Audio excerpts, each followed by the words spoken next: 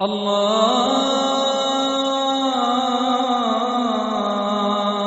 أكبر الله أكبر الله أكبر الله أكبر.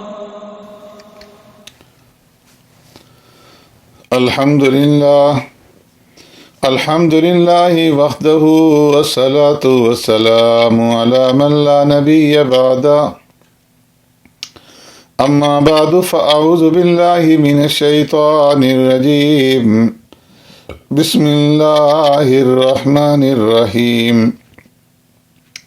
إذا الشمس كورت وإذا النجوم انكدرت وإذا الجبال سيرت وإذا العشار عطلت وإذا الوحوش حشرت وإذا البحار سجرت. صدق اللہ مولانا العظیم. معزز سامعین و ناظرین، سورہ تکویر مکی صورت ہے اور اس کے اندر 29 آیات ہیں. ترتیبی اعتبار سے اس صورت کا نمبر 81 ہے اور نزولی اعتبار سے اس کا نمبر 7 ہے. تکویر لپیٹ دینے کو کہتے ہیں. اس صورت کی ابتدا میں اذا الشمس کورت، جس کا معنی ہے جب سورج لپیٹ دیا جائے گا، تو اسی کورت سے اس صورت کا نام جو ہے وہ لیا گیا ہے. یہ صورت مکی دور کی ابتدائی صورتوں میں سے ہے اور سب سے پہلے اس صورت میں وہ نقشہ کھینچا گیا ہے جو قیامت کے موقع پر سامنے آ جائے گا. پھر قیامت اور حشر و نشر اور اعمال کی باز پرسی کا تذکرہ ہے. پھر وحی و نبوت کی صداقت کا اعلان جو ہے وہ اللہ تبارک و تعالی نے فرمایا ہے. اس صورت کے 2 حصے ہیں. پہلے حصے میں جو کہ 14 آیات پر مشتمل ہے، اس ہولناک کائناتی انقلاب کا ذکر ہے جس کے اثرات سے کائنات کی کوئی چیز بھی محفوظ نہیں رہے گی اور فرمایا کہ سب کچھ بدل جائے گا. یہ سورج، ستارے، پہاڑ، سمندر، فرمایا ریت کے گھروندے ثابت ہوں گے. اس دن ہر شخص کو پتہ چل جائے گا کہ وہ کتنے پانی میں ہے اور اپنے دامن میں کیا لے کر کے آیا ہے. اس کے دامن کے اندر گناہ ہیں یا نیکیاں ہیں یا صرف گناہ ہی گناہ ہیں.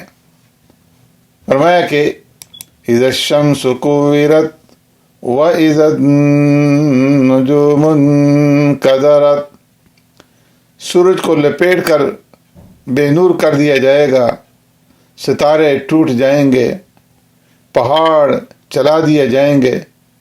ایسا ہولناک منظر ہوگا کہ 10 ماہ کی گابن اونٹنی کی بھی کوئی پرواہ نہیں کرے گا. فرمایا کہ عرب کے ہاں ایسی اونٹنی بہت ہی قیمتی تصور کی جاتی تھی، لیکن اس وقت یہ 10 ماہ کی جو گابن اونٹنی ہوگی وَإِذَا الْعِشَارُ عُطِّلَتْ، یہ بھی بیکار چھوڑ دی جائے گی. سارے جانور خوف کے مارے اکٹھے ہو جائیں گے. وَإِذَا الْوُحُوشُ حُشِرَتْ اور وَإِذَا الْمَوْءُودَةُ سُئِلَتْ، زندہ درگور کی ہوئی بچی کو لایا جائے گا اور اس سے پوچھا جائے گا بِأَيِّ ذَنبٍ قُتِلَتْ، کہ تجھے کس جرم میں مٹی میں دبا دیا گیا تھا، تیرا قصور کیا تھا. فرمایا کہ اس سے مقصود ان مجرمین کو سزا دینا ہوگا.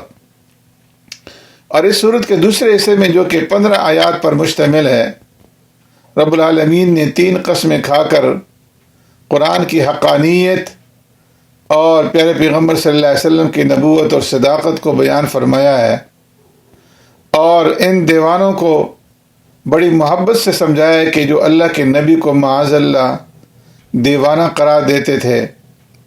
فرمایا گیا تمہارا ساتھی دیوانہ نہیں ہے، وما صاحبکم بمجنون، وہ تو بندوں تک اللہ کا کلام پہنچانے والا اور اللہ کا سچا نبی ہے.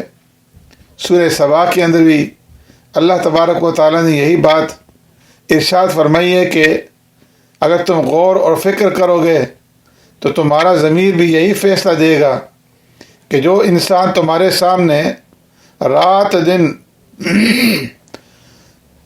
اللہ تبارک و تعالیٰ کی وحدانیت کا ذکر کرتا ہے اور جس کی ساری زندگی تمہارے سامنے گزری ہے، یہ عظیم انسان دیوانہ کیسا ہو سکتا ہے؟ بلکہ یہ تو دیوانوں کو فرزاندگی سکھانے کے لیے آیا ہے۔ اور قرآن کے بارے میں فرمایا کہ یہ قرآن شیطان مردود کا کلام نہیں ہے، یہ تو اہل جہان کے لیے نصیحت ہے، مگر اس کے لیے نصیحت ہے جو سیدھے راستے کے اوپر چلنا چاہے۔ اور فرمایا وما تشاءون الا ان یشاء اللہ رب العالمین، اور تم نہیں چاہ سکتے جب تک کہ رب العالمین نہ چاہے۔ سبحانک اللہم و بحمدک نشہد ان لا الہ الا انت نستغفرک و نتوب الیک۔